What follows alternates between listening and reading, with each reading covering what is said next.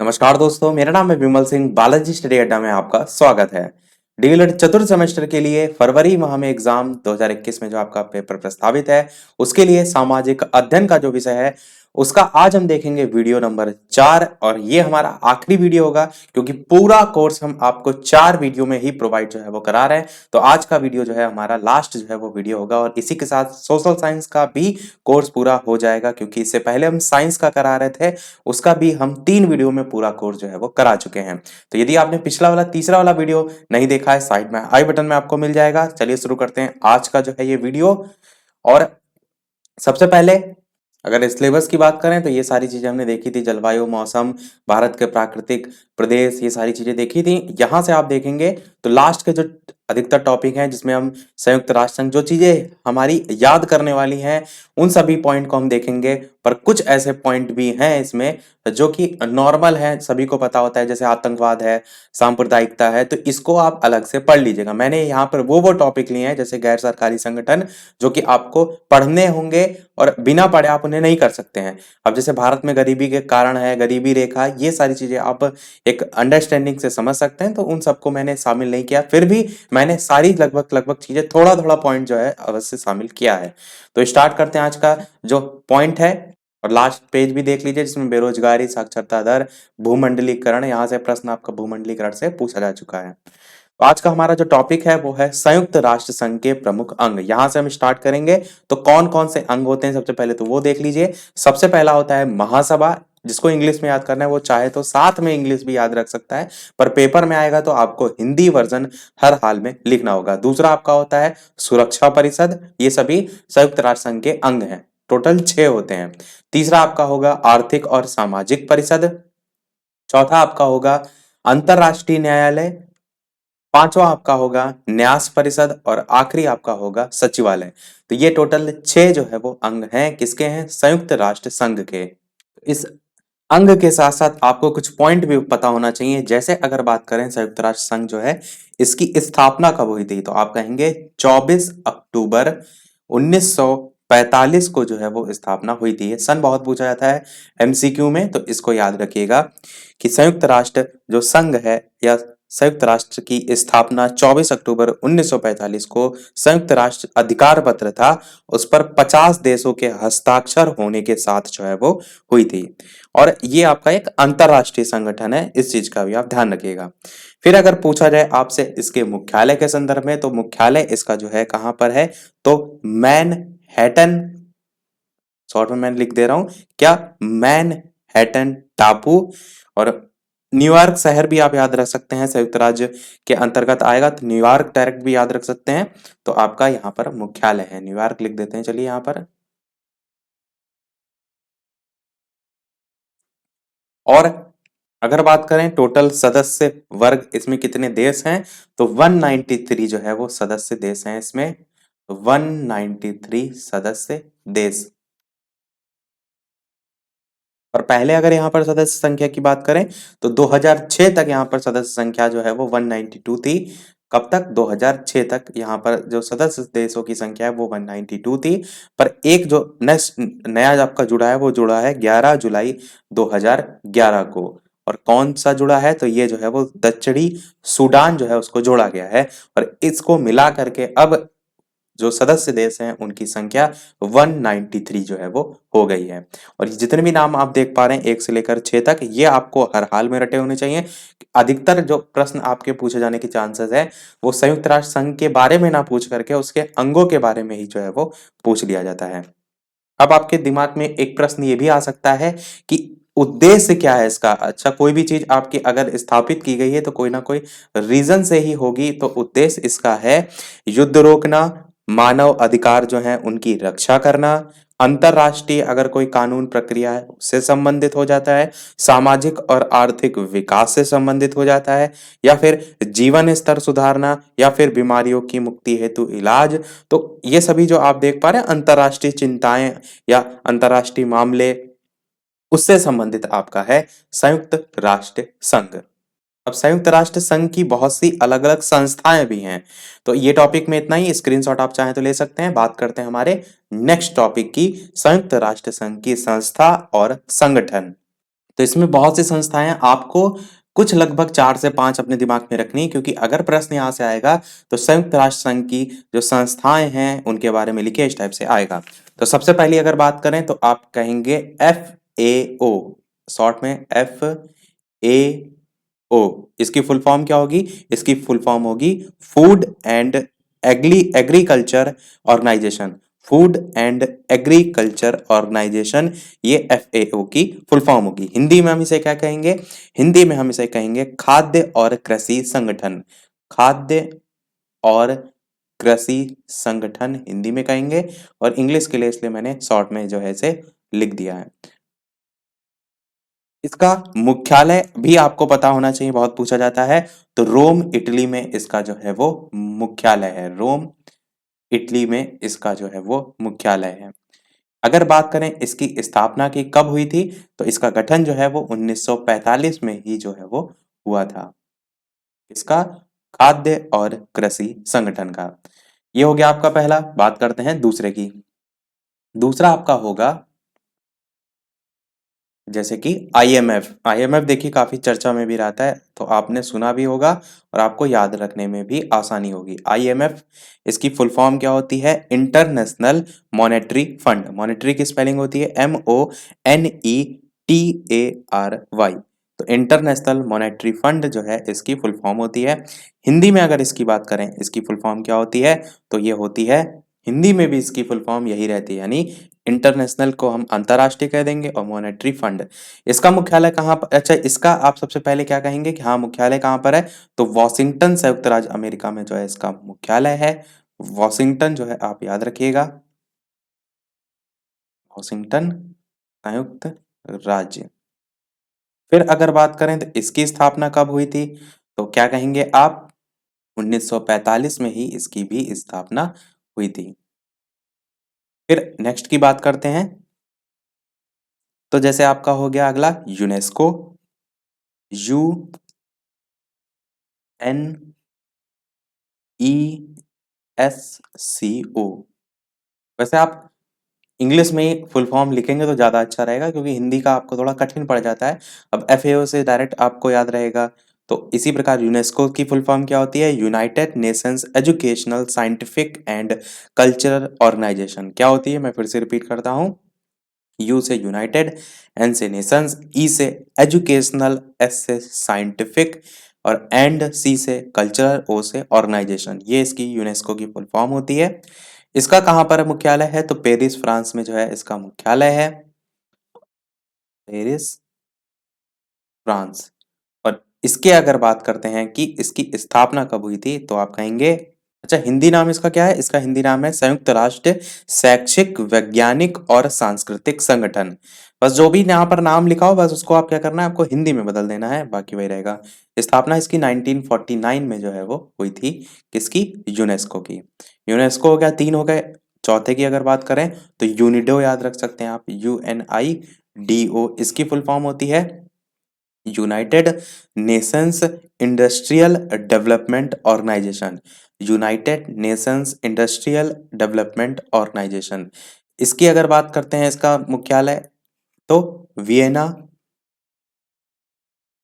जो कि ऑस्ट्रिया में आता है। तो वियना, ऑस्ट्रिया, आप इस टाइप से याद रख सकते हैं। इसका गठन भी 1949 में ही जो है वो हुआ था। अच्छा, UNIDO, इसको हिंदी में क्या कहेंगे? तो संयुक्त राष्ट्र औद्योगिक विकास संगठन। संयुक्त राष्ट्र औद्योगिक विकास संगठन। 4 हो गए, एक और कर लेते हैं, 5 आपके काफी होंगे। तो 10वां, 10वां नहीं 5वां, WTO। WTO की फुल फॉर्म क्या होती है? World tourism organization. WTO।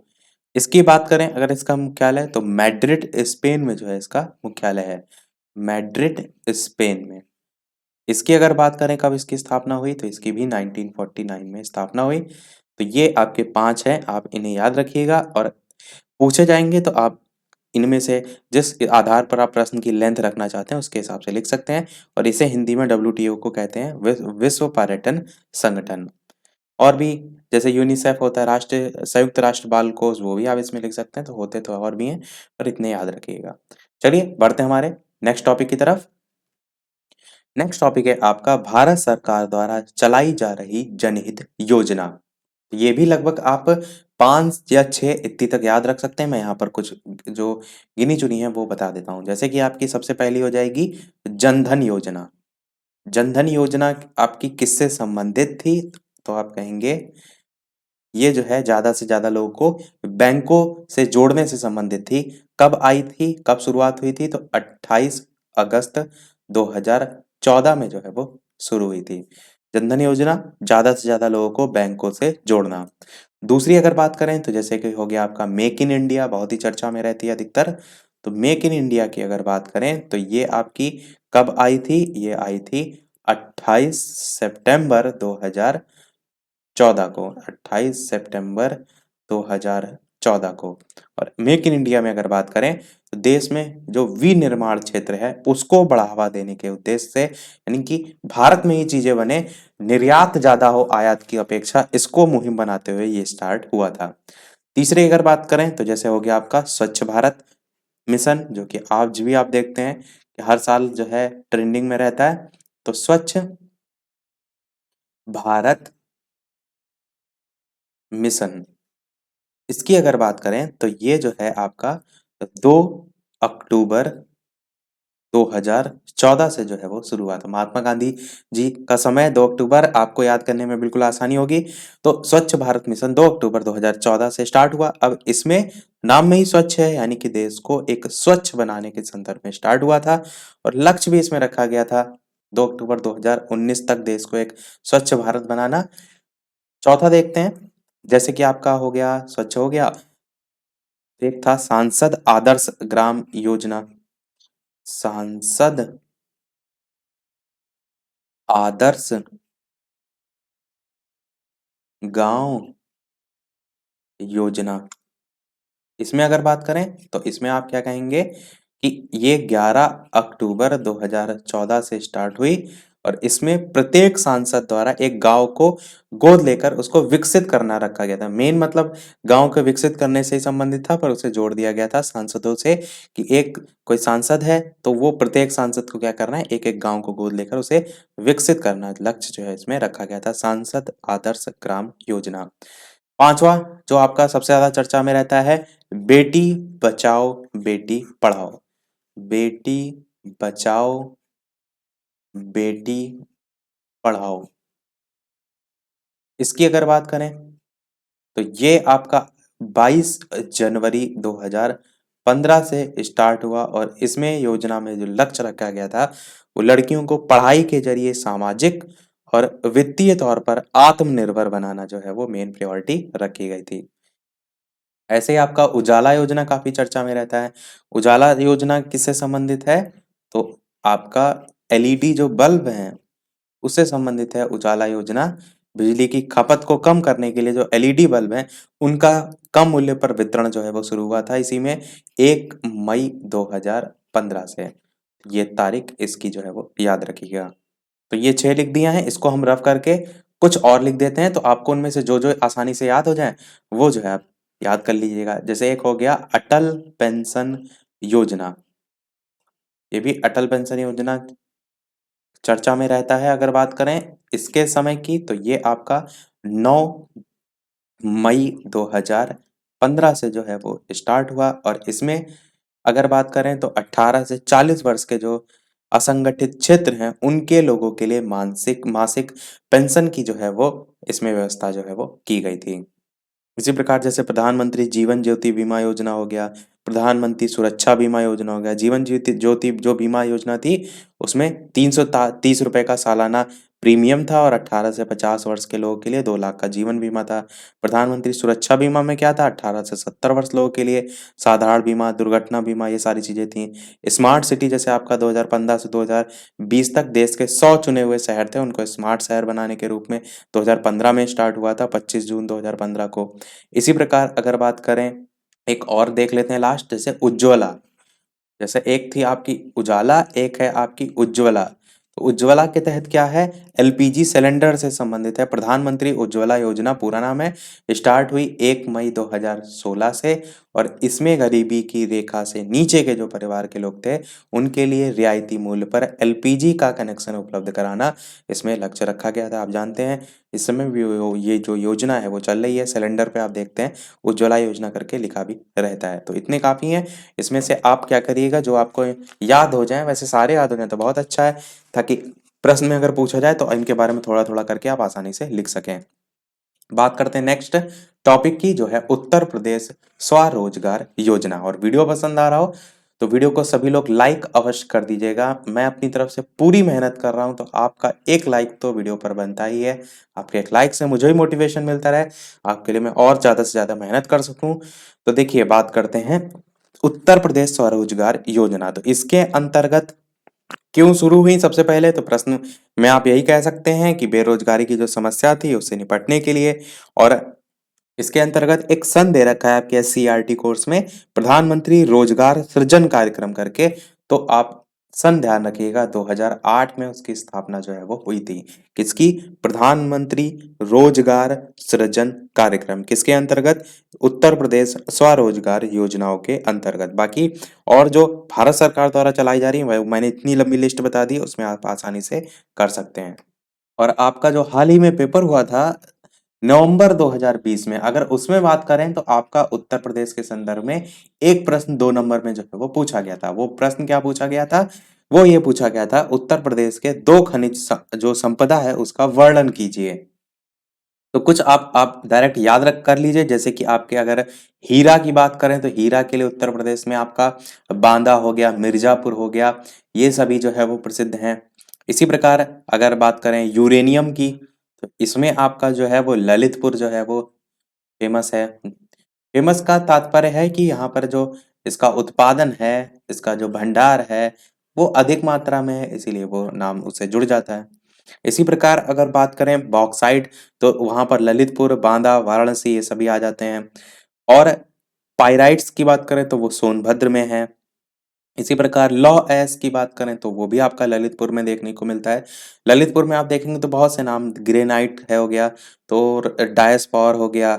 इसी प्रकार संगमरमर की बात करें तो वो आपका मिर्जापुर में और सोनभद्र में देखने को मिलता है। जिप्सम जो है आपका झांसी और कुछ हद तक मिर्जापुर में। तो इसी प्रकार से आपको किसी दो के बारे में ही जो है वो लिखना था। तो जगह ध्यान रखिएगा ताकि उसके बारे में आप जो है वो लिख सकें। बाकी उत्तर प्रदेश स्वरोजगार योजना के बारे में इतना ही। बात करते हैं हमारे नेक्स्ट टॉपिक की, जो है आपका गैर सरकारी संगठन जो है उसकी समिति। सबसे पहला प्रश्न यहाँ से क्या पूछा जाता है? इसका समय कि कब जो है इसकी स्थापना हुई। तो 21 जून 1946 को जो है इसकी स्थापना हुई। दूसरा प्रश्न ये पूछा जाता है जो गैर सरकारी संगठन है इसको कितने स्तर में जो है वो बांटा गया है। तो आप कहेंगे इसे हमने कुल 3 स्तर में बांटा है। स्तर की 3 टोटल जो है इसमें श्रेणियां हैं। कौन कौन सी? तो आपकी पहली जो है वो हो जाएगी सामान्य सलाहकारी स्तर, सामान्य सलाहकारी स्तर। दूसरी की अगर बात करें तो दूसरे में आपका हो जाएगा विशिष्ट सलाहकारी स्तर, और तीसरे में आपका हो जाएगा कार्यक्रम सूची स्तर। अब सबसे मेन जो बेसिक आपको समझना है वो क्या समझना है? इस गैर सरकारी संगठन के बारे में। तो गैर सरकारी संगठन हम किसे कहते हैं? तो एनजीओ को जो है वो कहते हैं। इससे संबंधित आपका भी प्रश्न भी पूछा जा चुका है डीएलएड में। देखिए, गैर सरकारी संगठन आप कहेंगे ऐसा शब्द है जो बिना कोई सरकारी भागीदारी के, या कह सकते हैं किसी प्रकार का कोई पर्सन उसमें जो है प्रतिनिधित्व नहीं कर रहा है, तो उसके साथ यह प्राकृतिक या कानूनी व्यक्तियों के द्वारा बनाया गया कोई एक संगठन जिसको व्यापक रूप से स्वीकार भी किया गया हो, ये भी आप कहेंगे। और इसकी फुल फॉर्म से ही इसके बारे में आपको पता चलता है। एन से होता है आपका नॉन, जी से होता है आपका गवर्नमेंटल, नॉन गवर्नमेंटल, और ओ से होता है आपका ऑर्गेनाइजेशन, यानी कि गैर सरकारी। अब आपको और ज्यादा क्लियर समझ रहा है? देखिए लिखा है ना उसमें हेडिंग में गैर सरकारी संगठन, उससे समझ में आए ORGA ऑर्गेनाइजेशन। तो ये इसकी फुल फॉर्म होती है। पर हुआ क्या, जो गैर सरकारी संगठन थी, स्टार्टिंग में तो जब आई तो ऐसा हुआ कि विदेश से ऐसे पैसा आ रहा है, तो उस जो नॉन गवर्नमेंटल ऑर्गेनाइजेशन होती हैं, तो उनका कर्जा वगैरह है उससे बच रहा है। तो कहीं न कहीं धीरे-धीरे इसका एक अलग रूप देखने को मिलने लगा कि जो प्रावधान होते थे उसका उल्लंघन होने लगा। विदेशी जो धन था वो धीरे-धीरे आने लगा। फिर इसी में थोड़ा-सा और ज़्यादा संशोधन किया गया, और संशोधन क्या किया गया कि सरकार के द्वारा पूरी तरीके से या आंशिक वित्त पोषित गैर सरकारी जो संगठन हैं, उनके अधिकारियों को लोकपाल अधिनियम के अंतर्गत लोक सेवक माना गया, और उन्हें अपनी जो संपत्ति है उसका पूरा ब्यौरा दाखिल करना है, और साथ ही साथ जो अनुदान है उसके दुरुपयोग या भ्रष्टाचार के आरोप में उन पर कानूनी कार्रवाई भी की जा सकती है। यानी कि अब अगर विदेश से धन प्राप्त करना है तो उसके लिए एफसीआरए, क्या नाम है इसका, एफसीआरए 2010 जो है इसके अंतर्गत पंजीकृत होना पड़ता है, और या पूर्व में कह सकते हैं पहले अनुमति लेनी पड़ती है।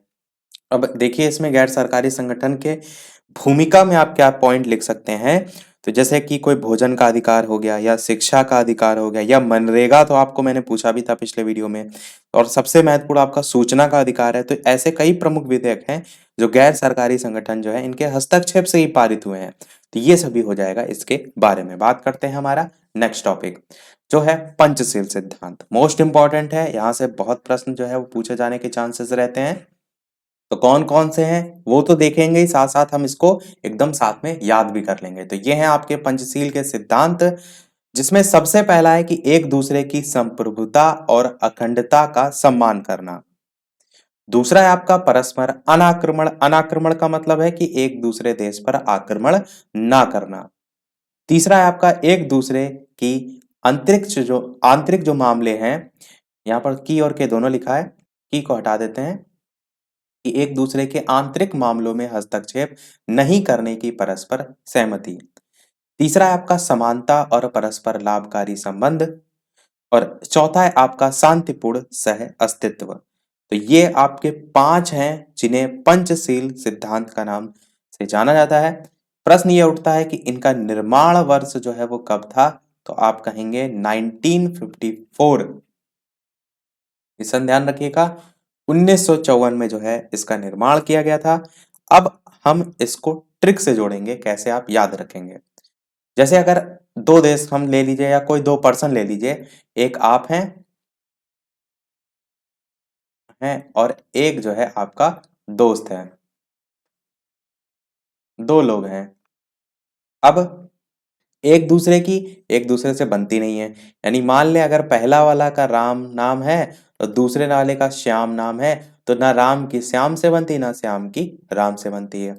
तो इन्होंने आपस में क्या तय किया, पहला इन्होंने कहा कि एक दूसरे की संप्रभुता और अखंडता का सम्मान करेंगे। पहले ने दूसरे ने कहा ऐसा है, तुम मेरी इज्जत करोगे तो हम भी करेंगे, और हम करेंगे तो तुम भी करोगे। तो पहला इज्जत से संबंधित मतलब सम्मान से संबंधित आप याद रख सकते हैं कि एक दूसरे की संप्रभुता और अखंडता का सम्मान करेंगे। पहला दूसरे का करेगा, दूसरा पहले का। दूसरा है परस्पर अनाक्रमण। पहले ने दूसरे राम ने श्याम से कहा कि देखो भैया बनती हमारी नहीं है, पर इसका मतलब ये नहीं है कि तुम हम पर आक्रमण कर दो, यानी कि तुम आक्रमण नहीं करोगे। ये भी चीज जान लो कि दूसरे एक दूसरे देश पर आक्रमण ना करना, यानी ना राम श्याम पर करेगा, ना श्याम राम पर करेगा। तीसरी चीज सुन लो कि एक दूसरे के आंतरिक मामलों में भी हस्तक्षेप नहीं करने की परस्पर सहमति। तुम हमारे मामले में नहीं बोलोगे, ऐसा नहीं कि फलाने से लड़ाई हो रही तुम चले आ रहे हो, तो तुम हमारे मामले में नहीं बोलोगे, हम तुम्हारे मामले में नहीं बोलेंगे। यानी जो आंतरिक मामले हैं उनमें तुम हस्तक्षेप एक दूसरे में नहीं करोगे, ठीक है। चौथे में सुन लीजिए कि समानता और परस्पर लाभकारी संबंध। कह रहे हैं कि लड़ाई है, राम श्याम से कह रहे चलो इतनी बातें तो ठीक हैं, पर लड़ाई है, पर अगर तुम्हारे कोई फायदे की बात होगी तो हम तुम्हारा साथ देंगे, और तुम्हारे फायदे की कोई बात होगी तो तुम मेरा साथ देना। यानी कि आपस में हम क्या करेंगे, परस्पर जो लाभ है उसका भी ध्यान रखेंगे कि इतनी बातें हो गई, लड़ाई है, पर परस्पर सहयोग भी देंगे। अगर कोई बात होगी, बोलेंगे नहीं भले तुम्हारे आंतरिक मामले में, पर अगर कोई तुम्हारे फायदे की बात होगी तो हम तुमको बता देंगे। तो परस्पर सहयोग लाभ को बढ़ावा देना। और आखिरी आपका क्या होगा, शांतिपूर्ण सह अस्तित्व की नीति का पालन करना। यानी कि और जो भी हम यहाँ पर बात कर रहे हैं आपके साथ देने के लेकर, राम ने शाम से क्या कहा, तो शांति पूर्वक करेंगे। ऐसा नहीं कि तुमने मेरा साथ दिया और 20 लोगों से गा रहे हो, मेरी तो तुम्हारी लड़ाई चल रही है, तो ऐसा नहीं कि तुम दूसरों से गा रहे हो। तो शांतिपूर्ण सह अस्तित्व जो है, इससे जोड़कर भी आप याद रख सकते हैं। मतलब इसका आप नहीं है, इस चीज से जोड़ लीजिएगा शांतिपूर्ण सह अस्तित्व का। मैं आपको राम श्याम को लेकर केवल याद करने की एक ट्रिक बता रहा हूँ कि आप ऐसे जो है आसानी से याद रख सकते हैं। क्योंकि क्या होता है, पेपर में आपको 2 याद आ जाते हैं, फिर 3 नहीं याद आते हैं, कई बार 3 याद आ जाते हैं, 2 नहीं याद आते हैं। पंचशील में पांचों आपके दिमाग में छपे होने चाहिए। एक बार रिकॉल और कर लेते हैं। राम से हमसे कह रहा है कि भैया देखो, ऐसा है कि तुम हमारी फुल इज्जत करोगे, यानी तुम हमारा सम्मान करोगे, और हम तुम्हारा करेंगे, तो एक दूसरे की संप्रभुता और अखंडता का सम्मान। दूसरा कह रहा है कि देखो, हम पर तुम आक्रमण ना करना, हमसे तुम बहसबाजी ना करना, हम भी तुमसे नहीं करेंगे, तो दूसरा हो गया परस्पर अनाक्रमण। तीसरा कह रहा है कि एक दूसरे के आंतरिक मामलों में हस्तक्षेप नहीं करोगे, हम तुम्हारे मामले में नहीं बोलेंगे, तुम हमारे मामले में नहीं बोलोगे। अभी तक तो इतनी हो गई बात लड़ाई की। फिर थोड़ा सा उसमें प्यार भी उमड़ रहा है, कह रहे हैं कि भैया समानता और परस्पर, जहां तुम्हारा फायदा हो रहा है हम तुम्हारा फायदा कराएंगे, यहाँ मेरा हो रहा है तुम हमारा कराना। तो चौथा है समानता और परस्पर लाभकारी संबंध। और पांचवा है शांतिपूर्ण सहअस्तित्व, यानी कि ये सारी चीजें तुम शांति से करना है, नहीं ढोल पीट रहे हो कि अरे हमने तो आज अपने दुश्मन की सहायता करी, उसको मेरी जरूरत है, तो इस टाइप से ढोल ना पीटना। मतलब शांतिपूर्ण सह अस्तित्व जो है उसकी भावना का विकास। तो ये जो पंचशील के सिद्धांत दिए गए हैं, ये दो देशों के बीच दिए गए हैं। कोई दो देश हैं, उनको एक दूसरे के संबंध में अच्छे बनाए रखने के लिए इन पंचशील सिद्धांत का जो है पालन करना होगा। इसी के संदर्भ में ये सिद्धांत दिए गए हैं। बात करते हैं हमारे, चलिए नेक्स्ट पॉइंट की, जो कि है आपका जनसंख्या नीति 2000। जनसंख्या नीति से आपके प्रश्न नहीं पूछे गए, आपसे जनगणना 2011 से जरूर पूछे गए, पर इसमें एक छोटा सा पॉइंट है, आप याद रख सकते हैं कि इसमें 3 तरीके के उद्देश्य रखे गए थे। पहला था आपका अल्प अवधि का उद्देश्य। अल्प अवधि का उद्देश्य से नाम ही में समझ में आ रहा है कि बहुत कम अवधि के उद्देश्य इसमें रखे गए थे, अल्प अवधि उद्देश्य। और दूसरा था उससे थोड़ा ज्यादा, यानी कि मध्यम अवधि उद्देश्य। और तीसरा था आपका दीर्घकालीन उद्देश्य।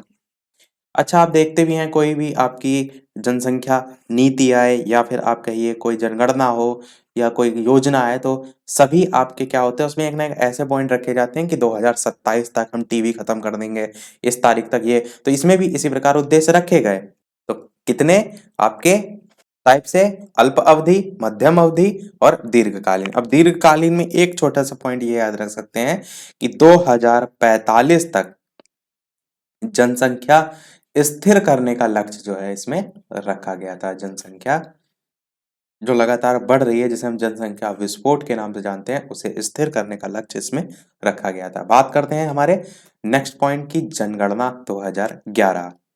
पहले तो प्रश्न एक ये बनता है आपका कि सबसे पहली जो जनगणना हुई थी वो कब हुई थी, तो 1951 में जो है वो हुई थी। और 1951 में अगर बात करते हैं जनगणना के अनुसार, तो 18.33% जो है वो साक्षरता दर जो है वो रही थी। यहाँ से एक बार प्रश्न पूछा गया था, इसलिए मैंने ये चीज बताई। अगर बात करें सबसे लेटेस्ट की जनगणना, तो 2011 की थी, जिसमें साक्षरता दर 74.04% प्रति व्यक्ति के हिसाब से है। ये सारी दोनों ही परसेंटेज जो आपके दे रखे हैं। फिर एक प्रश्न यहाँ से ये पूछा जाता है, सबसे ज्यादा साक्षरता जो है वो है किस राज्य में, तो केरल राज्य में है सबसे अधिक साक्षरता। इसका परसेंटेज अगर बात करते हैं पुरुष और स्त्रियों में, तो पुरुष में जो है आपका है ये लगभग 96.02%। और बात करें यही चीज अगर स्त्रियों में या महिलाओं में, तो आप कहेंगे कि ये जो परसेंटेज है वो 91.98% है। और यही परसेंटेज अगर ओवरऑल परसेंटेज केरल की बात कर ली जाए, तो 93.21% एक एवरेज जो है, यानी कि यहाँ पर अगर 100 लोग निवास करते हैं, तो उसमें से 93.21% लोग जो है वो साक्षर हैं। तो इतनी चीजें तो आपकी हो गई बेसिक। अब यहाँ से कुछ वन लाइनर टाइप के क्वेश्चन डायरेक्ट पूछे जाते हैं, उसको हम देखते हैं इधर साइड से, और इन सारी चीजों को हम यहाँ पर रफ कर देते हैं। तो ये आपके कुछ क्वेश्चन हैं, जैसे कि जनसंख्या का विश्व में परसेंटेज तो है 17.1%। इसी प्रकार अगर जनसंख्या घनत्व की बात करें, तो 382 व्यक्ति प्रति वर्ग किलोमीटर में जो है वो निवास करते हैं। वृद्धि दर की बात करें तो 17.7% है। लिंगानुपात 943 रेशियो 1000 है। साक्षरता 73% पुरुष, जिसमें अलग है महिलाएं अलग हैं। कुल आच्छादित क्षेत्र आपका इतना दे रखा है। प्रमुख मिट्टियों की बात करें तो जलोढ़, काली, लाल पीली, लैटराइट, मरुस्थलीय, दलदली ये सभी हैं। सिंचाई के विभिन्न साधन की बात करें तो नहर से सबसे ज़्यादा प्रतिशत है और ये परसेंटेज है आपका 40%। फिर कुओं का आता है परसेंटेज, फिर तालाब का, फिर अन्य का। यहाँ पर मैं बहुत स्पीड में पढ़ रहा हूँ, आपको यहाँ पर इन चीज़ों को याद करना होगा क्योंकि जनगणना से हर साल एक ना एक प्रश्न अवश्य आता है। तो मेरे को तो आगे और बहुत सी चीज़ें पढ़ानी है, इसलिए मैं थोड़ा सा स्पीड में चल रहा हूँ। कृषि की बात करें तो तर खेती होती है जिसमें यहाँ पर सारी चीज़ें लिखी हैं। बात करते हैं नेक्स्ट पेज की। नेक्स्ट पेज में अगर बात करें तो सर्वाधिक जनसंख्या घनत्व वाला राज्य कौन सा है, तो बिहार है। आई थिंक यही अभी जो नवंबर 2020 में पेपर हुआ था ये पूछा गया था, या शायद सबसे कम साक्षरता वाला राज्य, इन्हीं में से कोई एक प्रश्न पूछा गया था। तो ये भी ध्यान रखिए, बगल में जो ब्रैकेट में लिखी हुई है संख्या। अगली बात करें सर्वाधिक विरल जनसंख्या घनत्व वाला, तो अरुणाचल प्रदेश है। सबसे छोटी संघ शासित प्रदेश की बात करते हैं, सबसे छोटा संघ शासित प्रदेश तो लक्षद्वीप है भारत का। और लक्षद्वीप जो है वो 32 वर्ग किलोमीटर में फैला हुआ है। आप जानते हैं अब टोटल संघ शासित प्रदेशों की संख्या 9 हो गई, जिसमें जम्मू कश्मीर, लद्दाख हो गया, अंडमान निकोबार है, दिल्ली है, पुडुचेरी है, दादरा नगर हवेली है, चंडीगढ़ है, दमन दीप है और लक्षद्वीप है, जिसमें जो जम्मू कश्मीर है उसका क्षेत्रफल सबसे ज्यादा है। इसी प्रकार अगले की बात करते हैं तो भारत का कुल क्षेत्रफल 32,87,263 वर्ग किलोमीटर। क्षेत्रफल की दृष्टि से सबसे बड़ा राज्य राजस्थान, जनसंख्या की दृष्टि से उत्तर प्रदेश, जनसंख्या की दृष्टि से सबसे छोटा राज्य सिक्किम, सबसे बड़ा जिला जो है वो लद्दाख। तो अब तो ये केंद्र शासित प्रदेश में आ गया, तो ये आपका इस टाइप से प्रश्न आपसे नहीं पूछा जाएगा। सबसे कम साक्षरता वाला राज्य बिहार, सबसे बड़ा खनिज तेल उत्खनन क्षेत्र डिगबोई असम में है, इंपॉर्टेंट है। सबसे बड़ी कृत्रिम झील जो है वो गोविंद सागर भाखड़ा नागल बांध, सबसे बड़ा प्राकृतिक बंदरगाह मुंबई में है। नेक्स्ट बात करते हैं, सबसे खूबसूरत सिनेमा घर जो है वो राज मंदिर जयपुर। सबसे लंबी समुद्र तटरेखा वाला राज्य गुजरात, ये भी बहुत पूछा जाता है और इसकी तटरेखा की लंबाई है 1074 किलोमीटर। सर्वाधिक राज्यों की सीमा से लगा राज्य है उत्तर प्रदेश। सबसे लंबी रेल मार्ग की बात करें तो जम्मू तवी से कन्याकुमारी। वैसे एक चीज है कि अब जो यहाँ पर बदलाव हो गया तो उसको हम इसमें नहीं गिनेंगे, क्यों? क्योंकि ये तो आपका जनगणना 2011 के अनुसार है ना। तो प्रश्न में पूछा ये नहीं जाएगा कि वर्तमान में क्या है, आपसे पूछा जाएगा जनगणना 2011 के अनुसार कैसा क्या है डाटा, तो वो तो एज इट इज रहेगा। तो मैंने जो पीछे प्रश्न काटा था उसको काटने की आवश्यकता नहीं है, उसको भी आप याद रख सकते हैं एज इट इज। आगे देखिए, सर्वाधिक खनिज उत्पादक राज्य की बात करें तो झारखंड, वर्षा की सर्वाधिक विषमता वाला राज्य जो है वो केरल और सर्वाधिक चिकित्सक वाला राज्य जो है वो महाराष्ट्र। तो ये कुछ पॉइंट है जनगणना 2011 से संबंधित, और भी बहुत से हैं, अगर आप पढ़ना चाहते हैं अलग से तो पढ़ लीजिएगा। यहाँ से हर साल एक ना एक प्रश्न पूछा जाता है। नेक्स्ट आपका है पॉइंट भारतीय खाद्य निगम। एक लाइन में बारे में इसके याद रखिए कि भारत में खाद्य सुरक्षा को सुनिश्चित करने के लिए जो खाद्यान्न है उनका क्रय करके, क्रय मतलब खरीदना होता है, तो उनका क्रय करके उन्हें गोदामों में भंडारित करता है भारतीय खाद्य निगम। संस्थापक इसके भारत सरकार है। स्थापना की तारीख इसकी थी 1964 से 65। और कार्यालय अगर आपसे पूछा जाए, मुख्यालय पूछा जाए, तो आप कहेंगे नई दिल्ली। बस इतना ही इसमें इंपॉर्टेंट है और कुछ नहीं है। बात करते हैं नेक्स्ट टॉपिक की, जो है आपका भूमंडलीकरण। भूमंडलीकरण थोड़ा सा पूछा गया था, थोड़ा सा समझने वाला टॉपिक है, तो इसमें कुछ चीजों की बात कर लेते हैं। डेफिनेशन वगैरह भी आप चाहें तो अलग से पढ़ सकते हैं। तो भूमंडलीकरण की बात करें तो ये भूमंडलीकरण विभिन्न देशों के बीच तीव्र गति से होने वाला एकीकरण की प्रक्रिया है। इसके अलावा इसके अंतर्गत समस्त विश्व के देशों को एक दूसरे के नजदीक लाने का समेकित प्रयास समाहित है। भूमंडलीकरण शब्द जो है उसका सबसे पहले 1970 के दशक में आरंभ जो है वो हुआ था, जब उपग्रही मानचित्रण के आधार पर विश्व को नीला ग्रह जो है वो कहा जाने लगा। 1980 के दशक के आते आते विश्व को वैश्विक ग्राम की संज्ञा दी जाने लगी। वर्तमान में अगर बात करें तो भूमंडलीकरण का जो प्रयोग है वो वस्तुओं, सेवाओं और पूंजी जो है उसके विश्वव्यापी बाजार के अर्थ के रूप में जो है वो किया जाने लगा है। तो ये जो वर्तमान वाली आपकी डेफिनेशन के तहत समझाया गया है इसको आप याद रखिएगा। यही बहुत ही सरल शब्दों में समझाया गया है कि वस्तुएं हो गई, सेवाएं हो गई, पूंजी हो गई, इसके विश्वव्यापी बाजार के रूप में इस भूमंडलीकरण का जो है जो अर्थ है या प्रयोग है वो किया जाने लगा है। भूमंडलीकरण के प्रसार में वस्तुओं और सेवाओं ने ही नहीं अपितु विचारों के मुक्त प्रवाह ने भी प्रभाव जो है वो डाला है। एक डेफिनेशन भी मैं आपको दिखा देता हूं, इसे डायरेक्ट आप याद रख सकते हैं। कि भूमंडलीकरण दुनिया के विभिन्न देशों और लोगों का घनिष्ठ समन्वय है जो परिवहन और संचार की लागतों में लाई गई भारी कमी के परिणाम स्वरूप हो पाया है और इसके परिणाम स्वरूप वस्तुओं तथा सेवाओं के प्रवाह में कृत्रिम बाधाएं भी समाप्त हो गई हैं और अपनी सीमा से परे जो लोग हैं उनका आना जाना जो है वो बढ़ा है या बढ़ नहीं होगा बढ़ा होगा। तो देखिए एक चीज ये ध्यान दीजिए कि यहाँ पर जो डेफिनेशन लिखी है वो काफी कठिन है। इसको याद करेंगे या जो इससे पहले चीजें लिखी थी उसको समझ लेंगे या आप पर डिपेंड है। आप इससे पहले जो चीजें दिखाई या तो उसको समझ लीजिए या तो इसको डेफिनेशन को याद करिए क्योंकि थोड़ा सा जो टॉपिक है भूमंडलीकरण थोड़ा सा जो है वो लीक से हटके है। स्टिक्लिट्स जो है इनकी जो है ये डेफिनेशन है। अब बात करते हैं अगर भूमंडलीकरण के क्षेत्र आपसे पूछे जाएं। क्षेत्र आपके दो होते हैं। एक आपका होता है उदारीकरण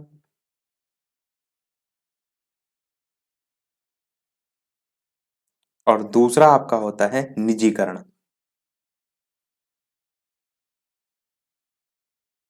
एक एक लाइन दोनों में समझिए कि जो उदारीकरण है इसमें दूसरी कंपनी जो है उनको उदारता के संदर्भ में बात की गई है और निजीकरण में क्या है कि कोई भी कंपनी है उसको निजी अधिकार जो है वो प्राप्त हो जाए। तो ये आपके दो क्षेत्र हैं उदारीकरण और निजीकरण।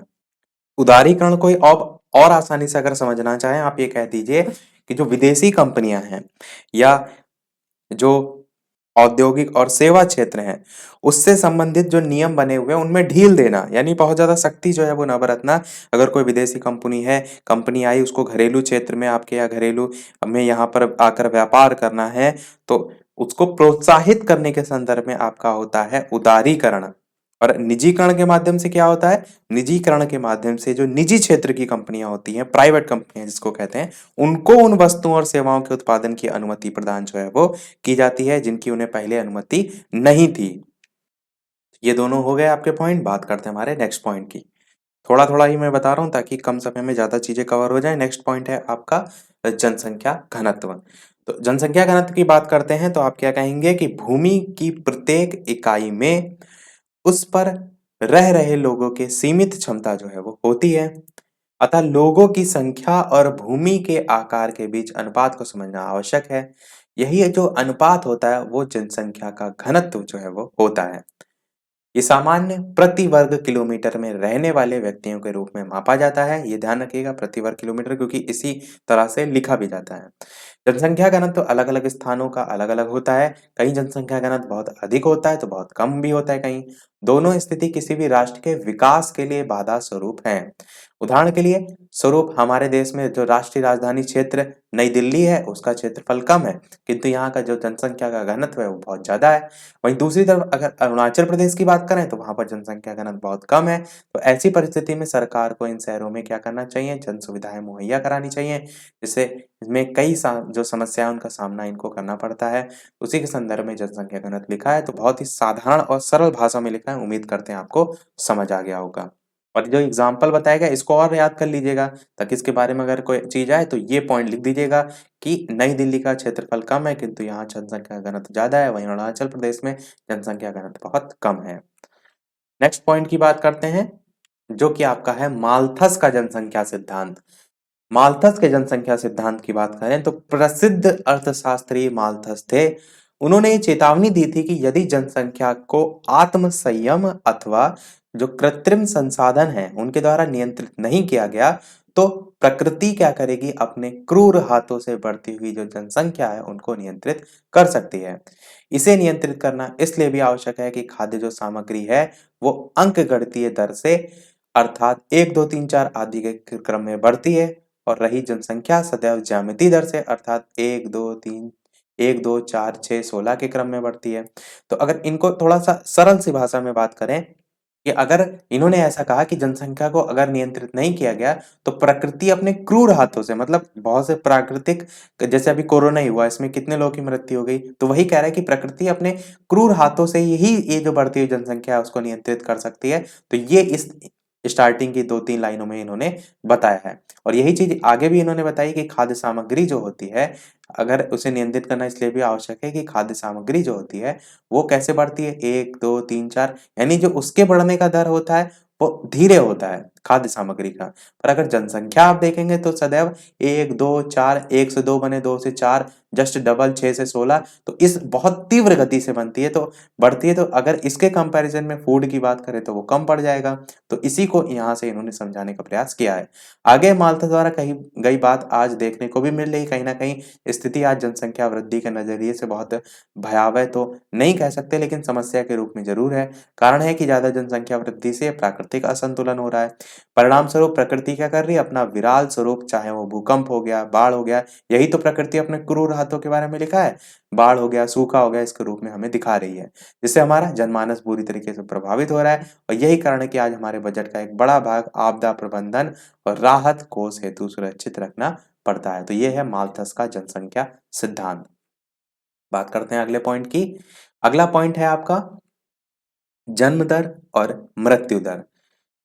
प्रति 1000 पर जन्म लेने वाले शिशुओं की संख्या का अनुपात जन्म दर कहलाता है। एक लाइन की डेफिनेशन है, याद रखिएगा कि प्रति 1000 पर जन्म लेने वाले शिशुओं की संख्या का अनुपात जन्म दर कहलाता है और प्रति 1000 शिशुओं पर मरने वाले शिशुओं का अनुपात मृत्यु दर कहलाता है। एक एक लाइन की डेफिनेशन है, बिल्कुल नहीं भूलेंगे।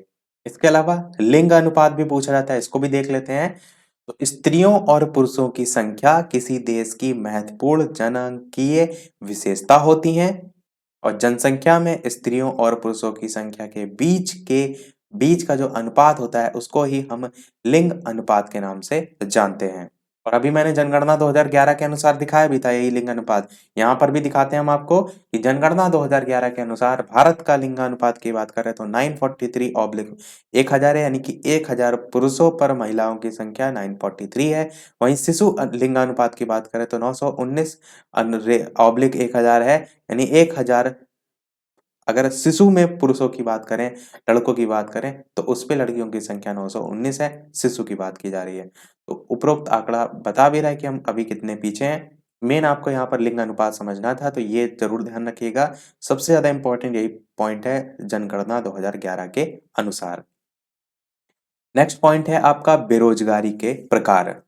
बेरोजगारी की अगर बात करें तो सबसे पहला प्रकार होता है इसका ऐच्छिक बेरोजगारी। मैंने क्या कहा था? बेरोजगारी वगैरह तो आप जानते क्या होती है, पर जो चीज जानने वाली है वो ही मैं यहाँ पर बता रहा हूँ। जैसे बेरोजगारी के प्रकार हो गए तो ये आपको पता होना चाहिए।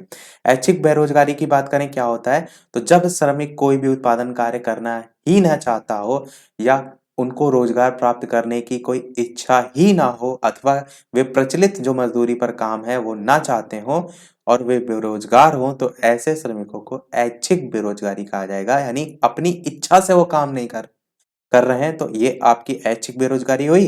तो अर्थव्यवस्था में इस प्रकार की बेरोजगारी जो है इसको सामान्य बेरोजगारी के रूप में सम्मिलित नहीं किया जाता है। क्यों? क्योंकि अब जब आप अपनी इच्छा से ही नहीं कर रहे हैं तो फिर वो कैसे बेरोजगारी करेंगे के रूप में देखेंगे, तो सामान्य बेरोजगारी के रूप में इसलिए सम्मिलित इसे नहीं किया जाता है। तो ये हो गया ऐच्छिक। दूसरा टाइप होता है अनैच्छिक बेरोजगारी।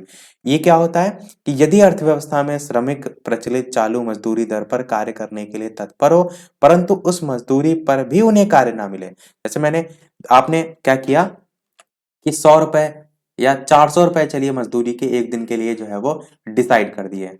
अब जो ऐच्छिक बेरोजगारी इसमें क्या है, श्रमिक को 400 रुपए मिल रहे हैं पर फिर भी वो काम नहीं करना चाह रहा है, तो ऐच्छिक बेरोजगारी। अनैच्छिक बेरोजगारी में क्या है, वो 400 पर भी काम तैयार है, 300 पर भी चलिए काम तैयार है, पर फिर भी उसे जो है वो नहीं मिल रहा है, उसे कार्य नहीं मिल रहा है, तो ऐसे लोगों को अनैच्छिक बेरोजगार कहा जाएगा। और इस दशा को अनैच्छिक बेरोजगारी जो है वो कहा जाएगा।